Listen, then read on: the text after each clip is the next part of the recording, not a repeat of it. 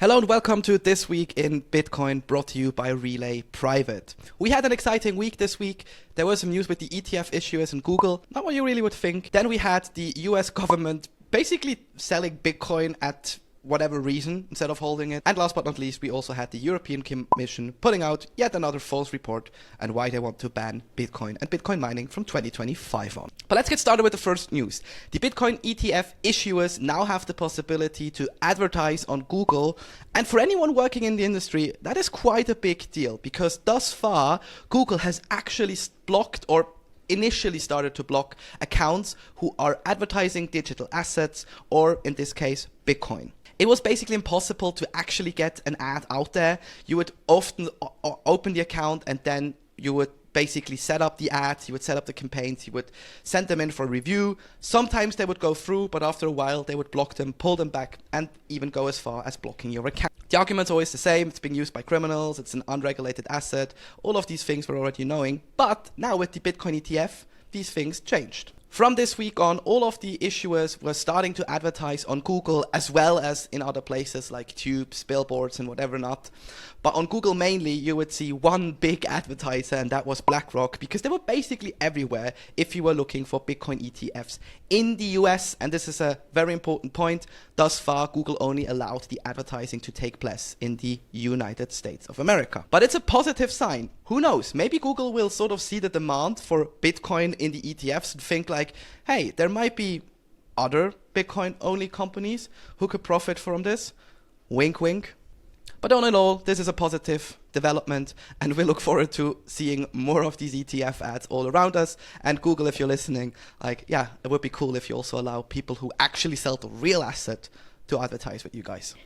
Secondly, the US government is basically never going to make it. They are actually selling 2,858 Bitcoin from the Silk Road seizures. 2,800 of those were from a previous case from a man named Ryan Ferris, who was basically committing to money laundering with his dad.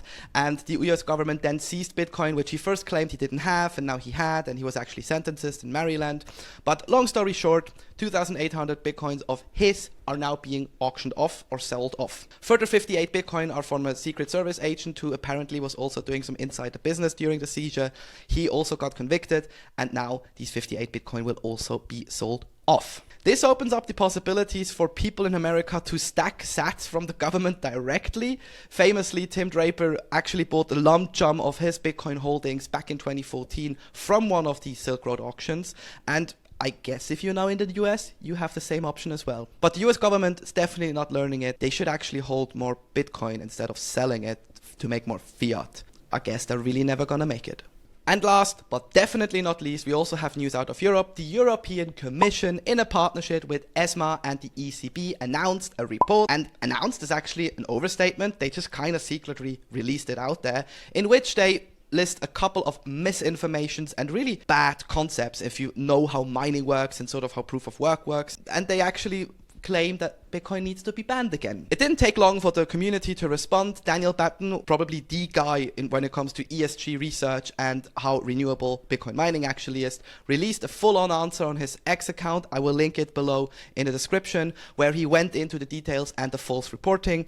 And he also mentioned the European Bitcoin Energy Association, which is now funded to actually be a diplomatic consultant, I would say, between the Bitcoin community and Brussels, or in this case, the European Commission, because already back in December 23, they actually reached out and sent them a report with all of the details, what proof of work is, what mining is, and why they misunderstood the matter. So far, this is a very welcoming development. We now have associations and groups that can actually speak to these people in a proper manner, send in the details, and show why Bitcoin mining shouldn't be banned and why proof of work is the way to go. And with that, we're at the end of This Week in Bitcoin. I hope you liked it. If you have feedback, comments, or questions, let us know below, and I look forward to seeing you next week again.